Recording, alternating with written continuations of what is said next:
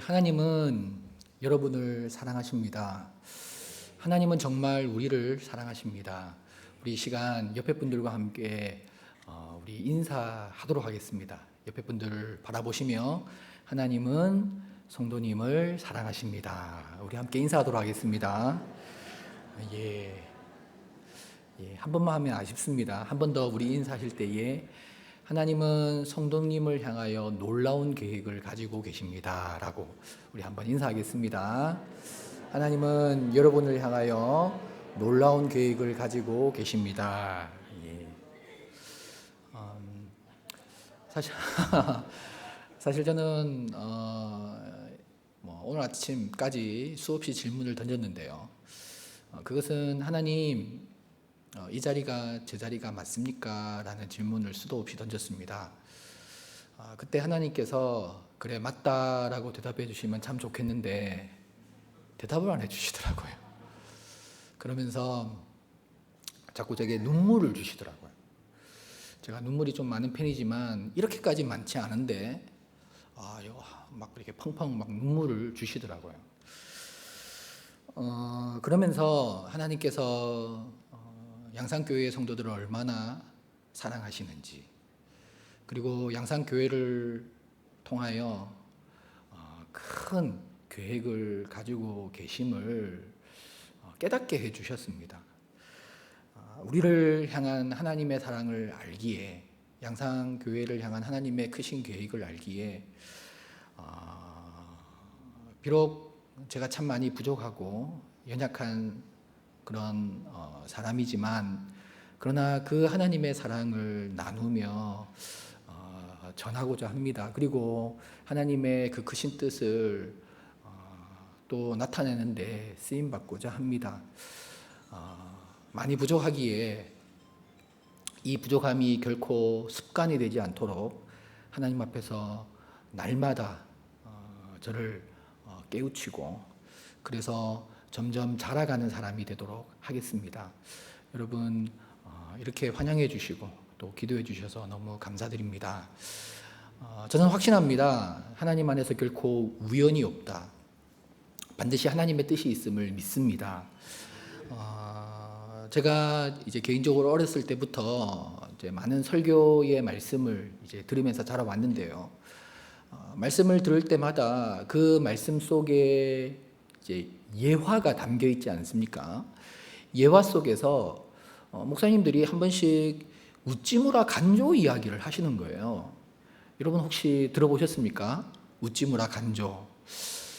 저는 이 우찌무라 간조의 그 좋은 그런 어떤 예화들을 들으면서 한편으로 들은 생각이, 어떻게 일본에서, 우리나라도 아닌 일본에서 이런 신앙인, 이런 신학자가 나올 수 있었을까? 한편으로 이런 좀 궁금증이 있었습니다. 지금도 여러분 기독교 서점에 가보면, 저도 이제 서울에 있을 때 강화문 근처에 집이 있었기 때문에 한 번씩 강화문에 보면 생명의 말씀사라는 아주 큰 기독교 서점이 있거든요. 이제 가서 이렇게 책도 훑어보고 또 어떤 책이 나왔나 이렇게 보기도 하면, 우찌무라 간조의 로마서 연구라는 책이 상하 2권으로 나와 있는데요. 그것이 한동안 그 진열대에 늘 놓여 있었습니다. 그리고 우찌무라 간조의 그 신학을 집대성한 책이죠.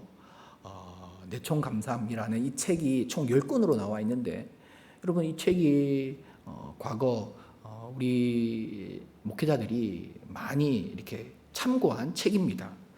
뿐만 아니라 홍성사에서 나온 우찌무라 간조의 회심기는 굉장한 호평으로 많이 팔린 책입니다. 그리고 우찌무라 간조의 창세기 연구, 또 구한록, 또 소감, 이런 책들도 많이 읽혀졌습니다. 아니, 이런 사람이 어떻게 일본에서 나올 수 있었을까? 그리고 기독교인으로서 일본의 대표적인 교육자이고 또 사상가인, 그래서 일본 최고의 지성인이라고 평가를 받는 니토베 이나조 같은 사람, 그리고 간조와 함께 3대 신학자라고 일컫는 에비나 단조, 우에무라 마사히사라는 이런 사람들이 어떻게 일본에서 나올 수 있었을까, 이런 궁금증이 있었는데요. 그러던 중에 저는 한 사람을 만나게 되었습니다. 그것은 일본이 명치 유신 이후에 이제 그 당시 최고의 산업이었던 농업이죠. 농업 기술의 필요성을 이렇게 절감하고 미국의 저명한 식물학자이자 농업학자인 윌리엄 스미스 클라크라는 박사님을 초청하게 됩니다. 이 클라크 박사가 1876년 일본 요코하마 항구에 이제 도착을 했는데, 일행과 함께 도착을 했는데, 그때 많은 짐을 가지고 이제 항구에 내리는데요. 그때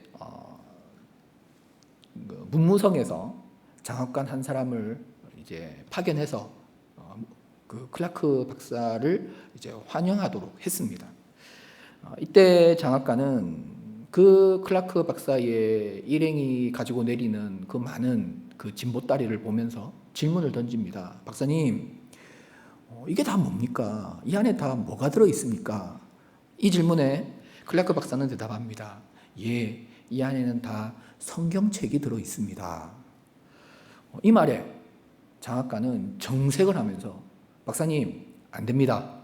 우리 일본에서는 성경을 가르칠 수 없습니다. 당장 이 성경책은 폐기하도록 하겠습니다 라고 이야기를 했습니다. 그때 클라크 박사님은 더 단호하게 이야기를 합니다. 그렇다면 저는 이 자리에서 당장 돌아가겠습니다. 당장 돌아가겠다는 말에 장학관은 깜짝 놀라면서, 자신은 이 일행을 환영하러 왔는데 자신 때문에 이 일행이 돌아갔다는 것이 알려지면 큰 문책을 당할까 봐 그 자리에서 말을 바꿉니다. 박사님, 알겠습니다. 그렇다면 이제 강의 시간에는, 교육 시간에는 이 성경을 가르치지 마십시오. 이 조건으로 허용을 했던 것입니다. 여러분, 정말 믿음 안에서 복음으로 충만하고 사명으로 충만했던 이 클라크 박사가 일본에 머물면서 그들에게 농업 관련된 기술을 가르칠 뿐만 아니라 그 학생들에게 복음으로 다가가고 그 학생들을 또 말씀으로 또 복음을 전하며 가르친 결과, 여러분, 일본에 앞서 말한 것처럼 이 우찌무라 간조를 비롯한 이 신앙인들이 나오게 되었던 것입니다. 그렇습니다. 어떤 두드러진 특징에는 이 특징을 가능케 한 원인이 있다는 것입니다. 오늘 본문에 보면 예루살렘 성벽을 완공한 이후에 여러분, 백성들 사이에는 놀라운 부흥이 일어나고 있습니다. 한번 확인해 보시면 1절을 보십시오. 이스라엘 자손이 자기들의 성읍에 거주하였더니 7째 달에 이르러 모든 백성이 일제히 수문 앞 광장에 모여 학사 에스라에게 여호와께서 이스라엘에게 명하신 모세의 율법책을 가지고 오기를 청하매. 먼저 이 모든 백성들이 수문 앞 광장에 모였다라고 기록하고 있습니다. 여기서 우리는 이 모였다라는 이 단어에 주목할 필요가 있는데요. 여러분, 그 히브리어 동사에는 이 디팔형 동사라고 이 제기형 동사가 있습니다.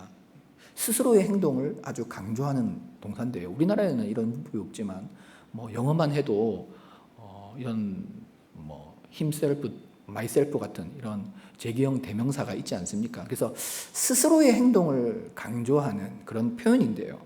그래서 이 모였다, 이 아사프가 니팔형, 바로 제기형 동사로 쓰이고 있습니다. 그래서 여러분, 이 부분은 이 백성들이 스스로 모였음을 강조하고 있는 장면입니다. 이들은 지도자 느헤미야 또는 에스라의 요청과 명령에 의해서 모이고 있는 것이 아니라 이 백성들 스스로 자발적으로 수문 앞 광장으로 모여들고 있었던 것입니다. 자, 그리고 4절에 보면 그때의 학사 에스라가 특별히 지은 나무 강단에 서고 특별히 지은 나무 강단이라는 표현이 나오는데요. 이 또한 좀 정확하게 의미를 살리면 그때의 학사 에스라는 그 백성들이 어떤 목적으로 특별하게 지은 강단에 섰다라는 것입니다. 다시 말해서 이 백성들은 스스로 말씀을 듣고자 에스라가 높이 올라설 수 있도록 강단을 만들어서 왔다는 것입니다. 보십시오. 이들 스스로 강단을 만들어서 왔습니다. 그리고 에스라에게 우리에게 율법책을 읽어달라, 낭독해달라라고 이들이 요청을 하고 있습니다. 여러분, 이들 속에는 부흥과 영적 갱신에 대한 열망이 지금 타오르고 있는 것입니다. 그래서 그 요청에 의해서 에스라가 율법책을 낭독할 때에 여러분 5절을 보시면 책을 펼 때에 모든 백성이 일어섰다라고 기록합니다. 그만큼 이들은 간절함과 사모함을 가지고 있었다는 말입니다. 그리고 3절에 보면 새벽부터 정오까지, 여러분 약 6시간 동안 율법책이 낭독이 되는데 이들은 흐트러짐 없이 그 들려오는 말씀에 귀를 기울이고 있었던 것입니다. 그리고 그 말씀이 깨달아질 때에, 그 말씀이 자신의 마음에 울릴 때에 읽지는 않았지만 9절에 보면 온 백성이 울었다라고 기록하고 있습니다. 이런 놀라운 부흥과 영적 갱신이 이 백성들 사이에서 일어나고 있는 것입니다. 특별히 이 백성들이 지금 모인 날짜가 언제인가 성경은 분명히 기록하고 있는데요. 여러분 2절을 확인해 보시면 언제죠? 7월 1일이라고 기록하고 있습니다. 이 날짜가 왜 중요한가 하면 앞서 이들은 성벽, 무너져 내렸던 성벽을 재건했습니다. 이 성벽을 완공한 날이 언제인가 6장 15절을 눈으로 확인해 보시면 화면에 나옵니다. 성벽 역사가 52일 만인 엘루롤 25일에 끝나매. 여기서 말하는 엘루롤은 6월입니다. 6월 25일에 성벽을 공사가 끝났습니다. 완공을 했습니다. 그리고 이들은 그동안 밤낮 쉬지 않고 일을 했기 때문에 돌아가서 좀 쉬어야 하고, 그리고 좀 집안일도 좀 돌보아야 하고 그런 상황입니다. 자, 그런데요, 좀 집이 먼 사람은 좀 시간도 걸릴 것이죠. 그런데 이들은 그렇게 52일 동안 낮에는 일하고 밤에는 파수하면서 그렇게 초인적으로 일을 했는데 돌아가서 잠시 쉬고 5일 만에 돌아왔다는 것입니다. 돌아가는 시간, 또 잠시 쉬고 또 집안 일을 좀 돌보는 시간, 그리고 다시 모이는 시간까지 치면 여러분 이 5일이 결코 여유 있는 기간이 아닙니다. 정말 잠시 일 보고 와서 바로 또다시 모였다는 것입니다. 여러분 정말 이들이 모든 것을 내려놓고 다시 수문 앞 광장으로 모여들고 있습니다.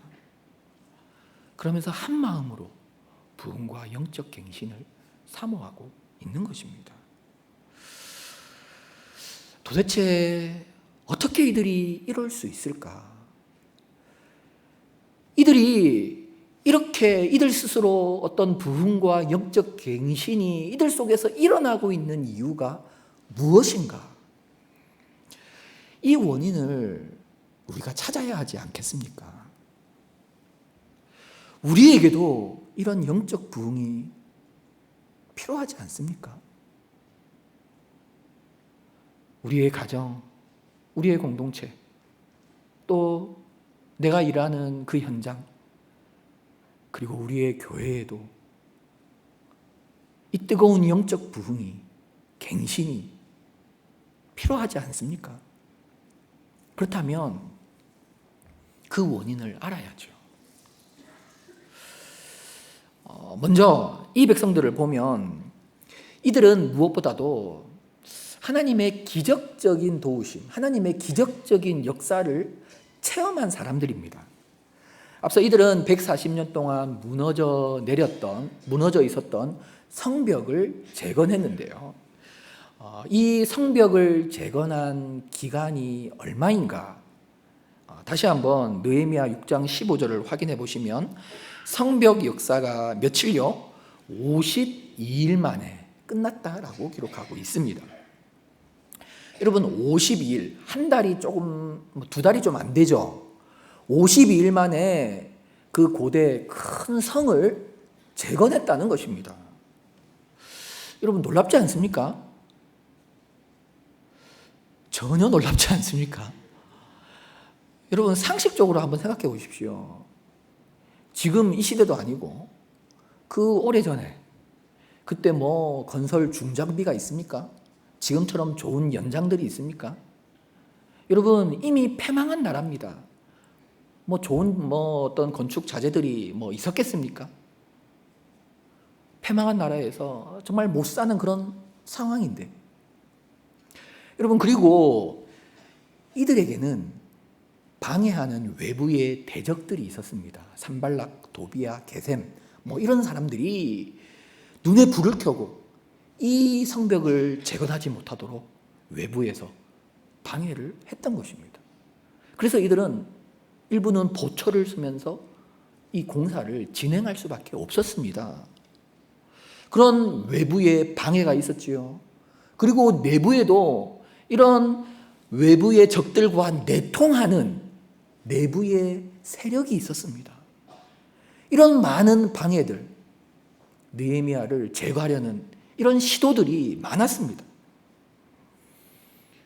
이런 환경 속에서 그것도 두 달이 안 되는 52일 만에 성벽을 완공했다. 여러분 이건 기적입니다. 이건 계산이 안 되는 겁니다. 그렇기 때문에 이 백성들이 52일 만에 재건된 이 성벽을 보면서 얼마나 감동하고 감탄했겠습니까? 이것은 자신들의 힘으로 한 것이 아닙니다. 하나님께서 도와주셨고 역사하셨고 기적을 베푸셨기 때문에 가능했다는 것입니다. 그래서 이들은 과거에 기로만 들었던 하나님이 아니라 지금 그들이 이 성벽을 공사하면서 경험한 하나님, 자신들의 삶 가운데 역사하시는 하나님, 자신들의 삶의 현장에서 일하시고 기적을 베푸시는 하나님을 경험하게 된 것입니다.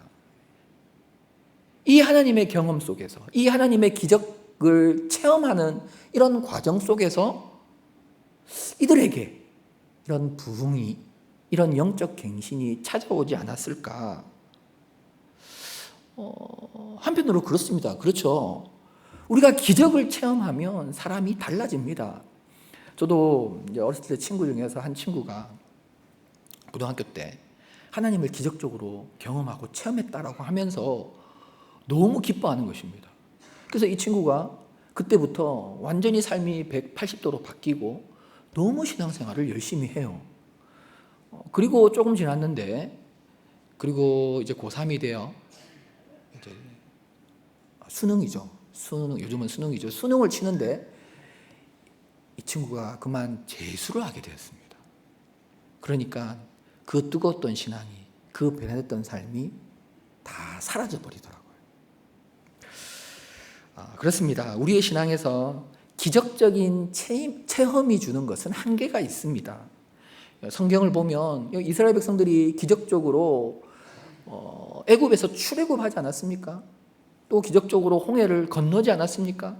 그리고 자신들이 건넌 그 홍해에 애굽의 군대가 수장되는 그런 기적을 경험하지 않았습니까? 그러나 그들은 며칠이 못 돼요. 왜 우리를 애굽에서 인도하여 내었냐? 다시 애굽으로 돌아가자. 원망하고 불평했습니다.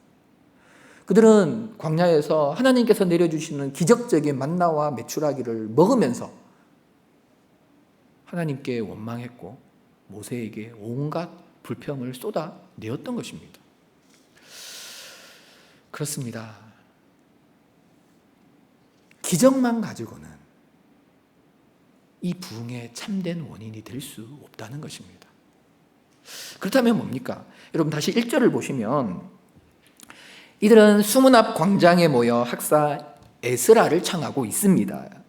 그리고 에스라가 올라가서 말씀을 전할 수 있도록 높은 강단을 만들었습니다. 그리고 3절에 새벽부터 정오까지 뭇 백성이 그 율법책에 귀를 기울였다고 합니다. 다시 말해서 이들에게는 말씀에 대한 사모함이 있었다는 것입니다. 여기서 말씀에 대한 사모함이 있었다는 것은 이들은 앞서 말씀을 경험했던 사람들이라는 말입니다.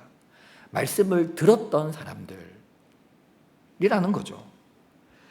그렇습니다. 이들이 굳이 에스라를 부른 이유, 그리고 에스라에게 이 강단을 만들어서 가져온 이유는 이전에도 이미 에스라가 그런 높은 강단에 서서 이 백성들에게 말씀을 가르쳤던 적이 있었기 때문입니다. 에스라 7장 10절 말씀을 보시면요, 함께 읽겠습니다. 자, 시작. 에스라가 여호와의 율법을 연구하여 준행하며 율례와 규례를 이스라엘에게 가르치기로 결심하였었더라. 아멘. 그렇습니다. 지금으로부터 13년 전에 에스라는 이 백성들에게 율법을 가르쳤고, 그때 들었던 말씀들이 그들 속에 내재되어 있었는데, 이 성벽 재건이라는 이 기적적인 체험을 통해서 그 내재되었던 말씀들이 살아나게 되었고, 그래서 그들은 하나님 앞에 부흥의 역사를 경험하게 되었다는 거죠. 그렇습니다. 말씀을 듣고 말씀이 깨달아지면 또 이런 역사가 일어납니다. 여러분, 많은 사람들이 교회 학교 교육, 이 어린이 교육을 중시하는데요. 정말 그렇습니다. 어렸을 때 말씀을 들어야 혹 뭐 군대에 가서 또 뭐 사회에 나가서 결혼하면서 혹 하나님과 멀어졌더라도 그때 들었던 말씀이 어떤 계기를 통해서 떠오르게 되고 생각나게 되고, 그래서 하나님께 돌아오는 역사가 있게 되는 것입니다. 실제로 우리 한국 교회에 새 신자로 등록하는 그 통계를 보면 대부분이 어렸을 때 몇 번쯤 교회에 가서 말씀을 들었던 경험이 있었던 사람들입니다. 저도 오랜 동안 새가족을 담당하면서 새가족들과 면담을 하고 교육을 해보면 많은 분들이 그 주일학교 시절에, 어린 시절에 교회에서 말씀을 들었던 사람들이었습니다. 그렇습니다. 말씀을 듣고 또 말씀이 깨달아지면 부흥이 찾아올 수 있습니다. 그런데 또 한편으로 생각해 보면 말씀을 들었다고, 말씀을 깨달았다고 다 이런 부흥이 찾아오지는 않습니다. 우리가 잘 알다시피 이스라엘 역사를 통해서 보면 이 종교 지도자들은 누구보다도 말씀을 어렸을 때부터 배우고 또 교육받은 사람들인데요. 그리고 늘 말씀과 가까이 하는 사람들입니다. 그런데 헤롯 대왕 시절에 헤롯 대왕이 메시아가 어디서 나겠느냐라고 이들에게 물었을 때 이들은 당장 말합니다. 베들레헴에서 납니다. 그래서 그 베들레헴에서 나는 메시아를 죽이려고 했을 때 2살 이하의 남자아이들을 다 죽이는데, 이 종교지도자들은, 그렇게 말씀을 잘 아는 사람들은 아무 행동도 하지 않습니다. 오히려 헤롯에게 동조하고 헤롯의 편에 서 있습니다. 여러분 보십시오. 말씀을 많이 안다고, 말씀을 어렸을 때부터 들었다고 반드시 그 심령에 부흥이 찾아오지는 않는다는 것입니다. 그렇다면 오늘 본문 속에 기록된 이 놀라운 부흥의 진짜 원인은 무엇인가? 탈무드에 보면 이런 이야기가 있습니다. 한 사람이 랍비에게 찾아와서 자랑스럽게 이야기를 합니다. 랍비여, 나는 토라를 3번 훑었습니다. 그러자 랍비가 그 사람에게 다시 질문을 합니다.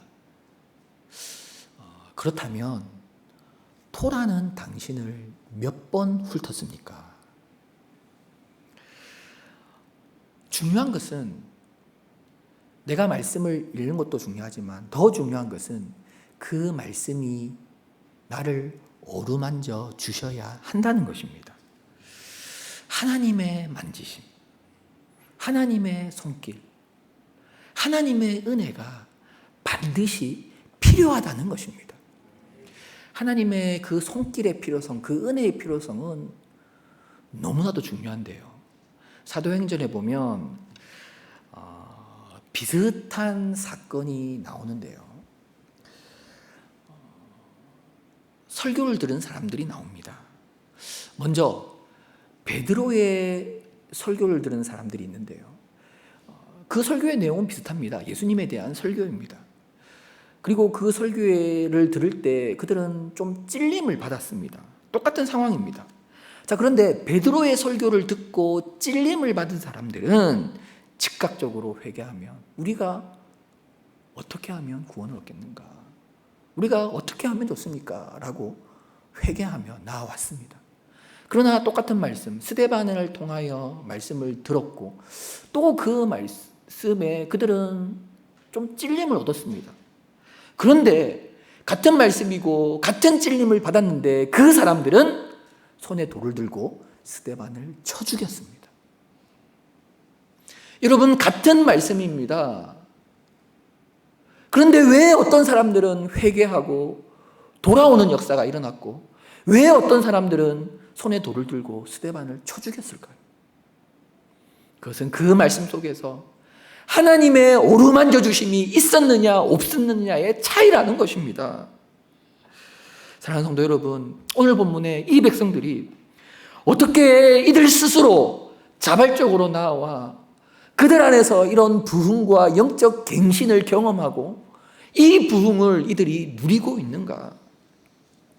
그것은 이들이 성벽 재건이라는 이런 기적적인 사건을 경험한 것도 또 앞서 말씀을 들었던 것도 다 원인이 되겠지만 그러나 결정적인 원인은 하나님께서 이들의 마음을, 이 백성들의 마음을 어루만져 주셨기 때문이라는 것입니다. 하나님께서 이 시간 강력하게 이 백성들의 마음을 감동시켜 주셨고 이들에게 은혜를 베풀어 주셨기 때문이라는 것입니다. 그렇습니다. 전적으로 하나님의 은혜 속에서 이 영적 부흥과 갱신이 일어나고 있는 것입니다. 아무리 조건들을 갖추었다고 해도, 아무리 좋은 환경이라고 해도 하나님의 은혜가 없으면 안 되는 것입니다. 여러분, 모든 것 위에 하나님의 은혜가 덧입혀져야 한다는 것입니다. 그러므로 우리는 하나님의 은혜를 사모하는 자가 되어야 합니다. 하나님의 은혜를 간절히 바라는 자들이 되어야 한다는 것입니다. 우리가 어떤 일을 하든 그 하나님의 은혜로 해야 합니다. 봉사를 해도 하나님의 은혜 속에서 봉사해야 하는 것입니다. 여러분, 나의 삶이 하나님의 은혜 속에서 세워져야 합니다. 우리의 가정이 하나님의 은혜 속에서 여러분 세워져야 하는 것입니다. 우리가 우리 자신보다 더 사랑하는 우리 자녀들, 이들의 삶에도 하나님의 은혜가 사라져서는 안 되는 것입니다. 비가 내리지 않으면 모든 생명은 말라 죽습니다. 비가 없어도 물이 없어도 살 것 같은 선인장도요, 물이 없으면 결국 말라 죽습니다. 여러분, 마찬가지로 영적으로 우리에게 하나님의 은혜가 없다면 우리의 영혼은 메마르고 공고하고 그래서 우리의 영혼은 죽게 된다는 것입니다. 그러나 아무리 메마르고 척박한 환경이라도 하나님의 은혜만 있다면 그 은혜를 통하여 우리는 살아나게 되고 소생케 되고 그 은혜 속에서 우리는 부흥과 갱신을 경험하게 된다는 것입니다. 여러분, 오늘 본문의 상황을 한번 생각해 보십시오. 물론 성벽은 재건되었습니다. 자, 그런데요, 성벽은 재건되었지만 그 외는 다 그대로입니다. 그대 삶의 환경은 여전히 척박합니다. 그들의 대적들은 여전히 눈에 불을 켜고 그들을 지켜보며 그들을 공격하려고 합니다. 여러분, 여전히 그들은 페르시아의 통치 아래 지배국으로 남아 있습니다. 여전히 삶 속에서 여러분 식량은 부족합니다. 그냥 성벽만 세워졌을 뿐이고 이 성벽 또한 언제 무너질지, 어떤 공격으로 다시 회파될지 장담할 수 없습니다. 여러분, 따지고 보면 이들의 삶에는 아무런 변화가 없습니다. 이들의 가정과 이들의 일터에는 아무런 변화가 없습니다. 여전히 살기 힘들고 여전히 척박합니다. 그러나 하나님의 은혜가 임하니 그들에게 부흥의 역사가 일어나고 있는 것입니다. 여러분, 이 하나님의 은혜는 결코 사라지지 않습니다. 창세기 6장 8절을 한번 보실까요? 함께 읽겠습니다. 자, 시작. 그러나 노아는 여호와께 은혜를 입었더라. 노아는 여호와께 은혜를 입었더라. 여러분, 이 노아의 시대는 어떤 시대입니까? 성경은 죄악이 관영했던 시대. 그래서 사람들이 생각하는 것마다 다 악했던 시대라고 성경은 말하고 있습니다. 그래서 하나님께서 이 인간을 창조하신 것에 대해서 한탄하셨다라고. 그만큼 죄악된 세상, 영적으로 피폐하고 더 이상 나빠질 수 없는 그런 상황이었습니다. 그러나 이런 상황에도 하나님의 은혜는 사라지지 않고 있습니다. 이런 현장에도 하나님의 은혜를 누리고 있는 사람은 있다는 것입니다. 여러분, 오늘 우리가 코로나라는 척박한 영적 상황을 지내고 있는데요. 또 늘 경제가 안 좋다는 말들을 하죠. 이런 어떤 위기에 그런 어떤 순간들을 우리가 지내고 있다고 하는데요. 여러분, 어떤 환경, 어떤 상황 속에서도 우리를 향한 하나님의 은혜는 사라지지 않습니다. 그리고 최악의 경우에도 변함없이 하나님의 은혜를 누리는 사람들이 있습니다. 그 척박한 상황에도 하나님의 은혜를 누리니 이 공동체에 영적 부흥과 갱신이 일어나고 있다는 것입니다. 여러분, 우리의 삶에도 때론 실패가 찾아오고, 때론 질병이 찾아오고, 때론 고난과 아픔이, 또 내가 사랑하는 사람들에게 어려움이 찾아옵니다. 정말 우리가 감당할 수 없는 그런 고난들이 찾아올 때가 있습니다. 그러나 여러분, 분명히 기억하십시오. 그런 순간에도 우리를 향한 하나님의 은혜는 사라지지 않습니다. 그런 상황에도 우리는 하나님의 은혜를 누릴 수가 있다는 것입니다. 그렇다면 그 척박한 상황 속에서 이 백성들이 영적 부흥과 갱신을 경험하며 나아갔듯이 우리도 오늘 이 현실 속에서 하나님이 주시는 이 은혜 속에서 영적 부흥과 갱신을 누릴 수 있다는 것입니다. 우리 다시 한번 이 창세기 6장 말씀을 한번 확인해 보시면, 그러나 노아는 여호와께 은혜를 입었더라. 이 노아라는 말에 이 시간 우리의 이름을 넣어서 한번 읽어보며 고백하겠습니다. 나 자신의 이름. 자, 시작. 그러나 넘기는 여호와께 은혜를 입었더라. 아멘. 여러분의 오늘의 환경 속에서, 오늘의 상황 속에서 반드시 은혜 주시고 역사하시는 하나님을 경험할 수 있기를 바랍니다. 이 은혜 속에서 우리 안에 일어나는 이 영적 부흥 속에서 이 한 주도 힘있게 살아가는 저와 여러분이 다 될 수 있기를 축복합니다. 우리 시간 함께 찬양하겠습니다. 주 은혜임을 나는 믿네.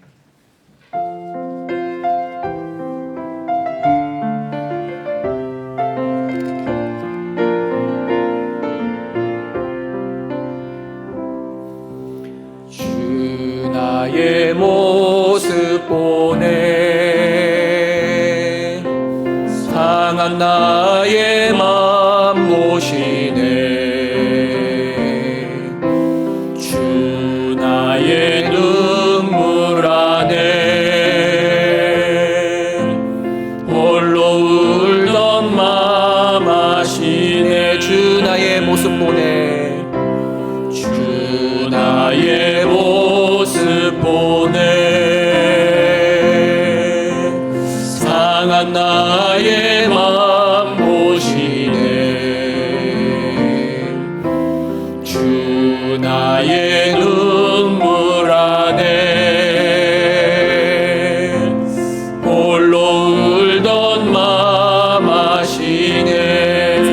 소망 다 사라져가도 세상 소망 다 사라져가도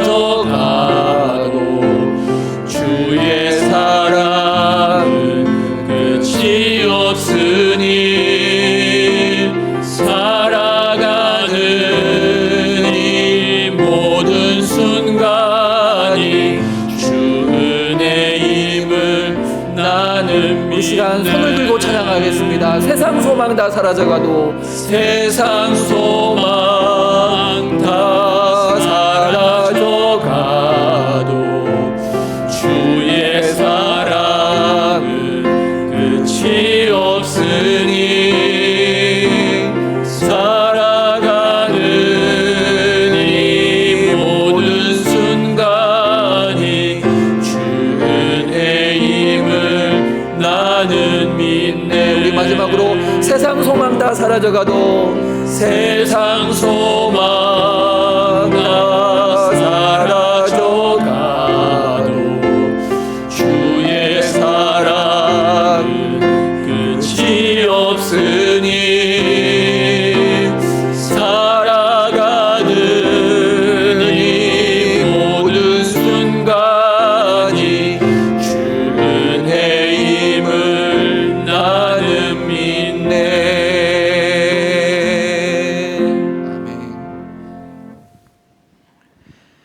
주 예수 그리스도의 은혜와 하나님 아버지의 사랑과 성령님의 교통하시고 새롭게 하심의 역사가 이번 한 주간도 하나님의 은혜를 사모하며 그 은혜 속에 살아가길 간절히 원하는 주의 백성들의 삶 가운데 영원토록 함께 있을지어다. 아멘.